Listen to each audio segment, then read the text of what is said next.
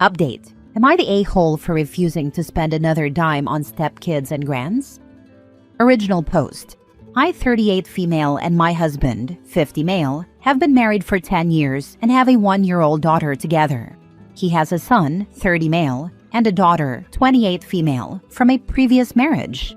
Since my husband and I have been together, I have always bought his children birthday presents, Christmas presents, and gifts/cards for every holiday.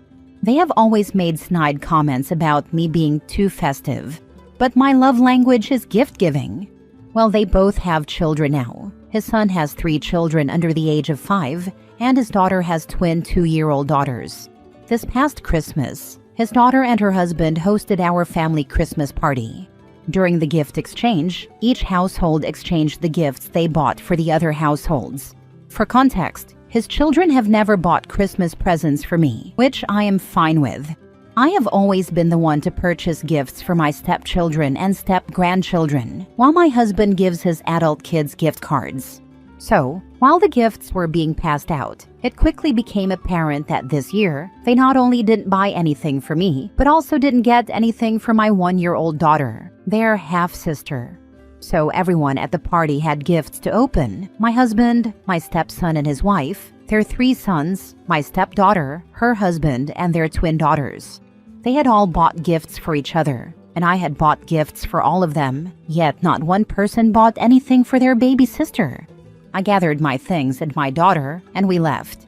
Afterwards, I told my husband that I had never been made to feel like part of the family, and that's one thing. But for them to exclude their own half-sister who is their blood is something completely different. I told him I will never spend a dime on his family because they are not mine. Also, they decided to do a family photo shoot and didn't include my daughter. Am I the a-hole?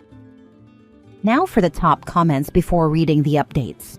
No more gifts. You tried, but you're done with them. After 10 years, you'd think they'd get a clue. Just curious. Were you the reason your husband broke up with his ex-wife? If so, that may be why they are so hostile. And honestly, I'd write them both a letter and explain that you have been handling gifts for your husband's family for 10 years, but will no longer be doing so after the way they treated their half-sister during the holidays. Any gift requests, etc., should be directed to your husband. And your husband is an ass for letting them get away with this BS for 10 years. Let him know that he's on his own from now on, for birthdays and holidays. You're done with him. No, he and their mother divorced when his son was 7 and daughter was 5. He and I started dating when they were 16 and 18. Not the a-hole. That even makes their behavior more appalling. Your husband never said anything to you never getting gifts from them? What was your husband's reaction to your child getting no gifts? What was his reaction to what you told him? Your husband is as much a problem, it seems. No, my husband never commented on them never getting anything for me.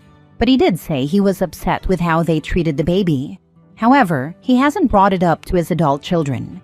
Yes, he is part of the problem. He has never set boundaries with his children, nor advocated for equal respect.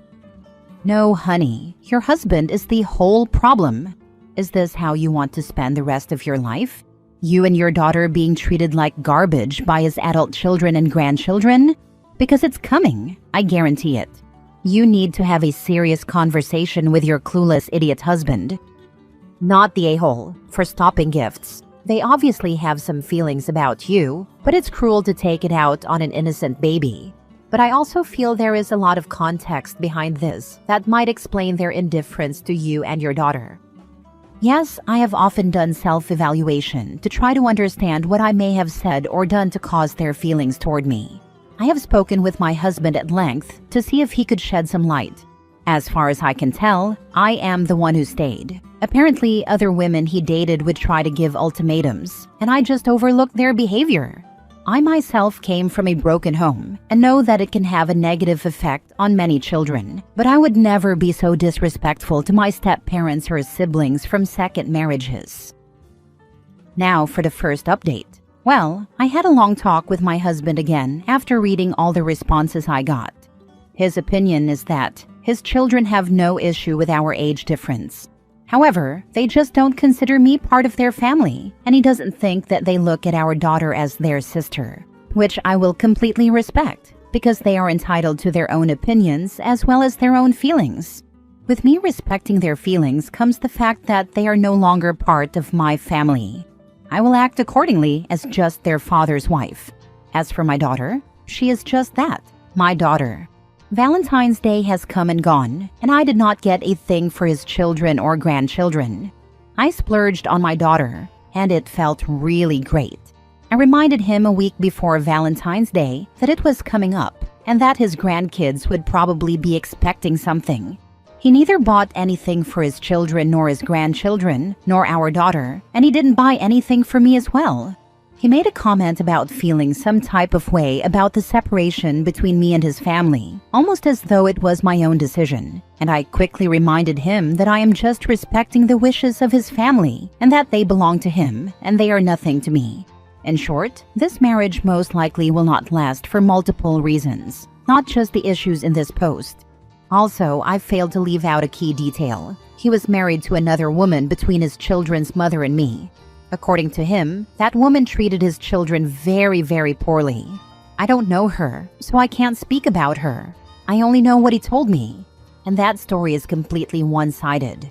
He also thinks that may be the reason why his children treat me the way they do, due to past traumas from his second wife.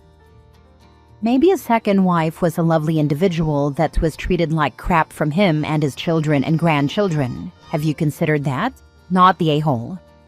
There isn't a world where the father didn't bring a piece of crap home and not care how it affected his family. Not a freaking chance anything else happened. This guy's a douchebag, and either wealthy enough to keep scoring women despite his personality, or really freaking good looking but completely dead behind the eyes. OP has bad taste in men.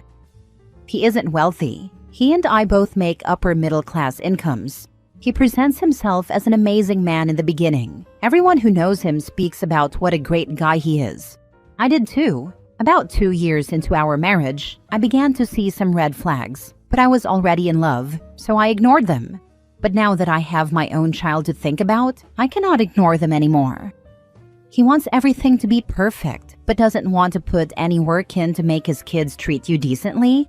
Although it seems like he doesn't treat you or your daughter very well either, so maybe he's just a jerk.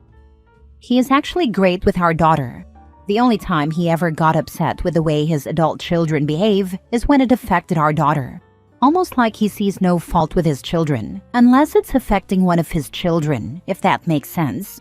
Okay, so at best, and even this is a stretch, he is one of those good father but crappy husband kind of guys. He once said he believes he is meant to be a dad, but not a husband. Second update. After reading a lot of the comments, I realized I had been vague about the dynamics of my husband's relationship with his children and grandchildren. He is very active in their lives. He puts a lot into them, just not in the form of gifts. He pays their car insurance, phone bills, sometimes mortgage payments, etc. Anytime they call, he comes to their aid. Some of the red flags I saw in the beginning were how much he invested in his adult children, sometimes neglecting our household. For example, when I was pregnant, I had a high-risk pregnancy and was out of work for a good portion of it, only receiving short-term disability payments, which were significantly lower than my average income. The mattress we had was horrible. It hurt to sleep, especially being pregnant. I asked him if we could buy a new mattress, and he said they were really expensive, but that he would look into it. He never bought that mattress. However, his adult daughter was redecorating her guest room and called him, saying she wanted a new mattress for the guest bed, which was the same size as ours, a queen. He promptly went out and purchased her a new mattress for her guest bedroom. Now for a third update. So, I FaceTimed his second ex-wife last night. I wasn't sure if she would even want to talk with me, being that I'm the new wife. But she did, and we had a pleasant conversation. She disclosed that she and his son, who was an adolescent at the time, never had any issues, but that his daughter, also an adolescent at the time, was a bit difficult. Think princess mentality. She told me stories where my husband blatantly disregarded her feelings when it came to his daughter treating her poorly. She said his daughter always made it clear that she was the queen of her daddy's castle. She eventually separated herself from interacting with his kids, which took a toll on their marriage. She also disclosed that at the beginning of my husband's and my relationship, he was secretly sleeping with his supervisor.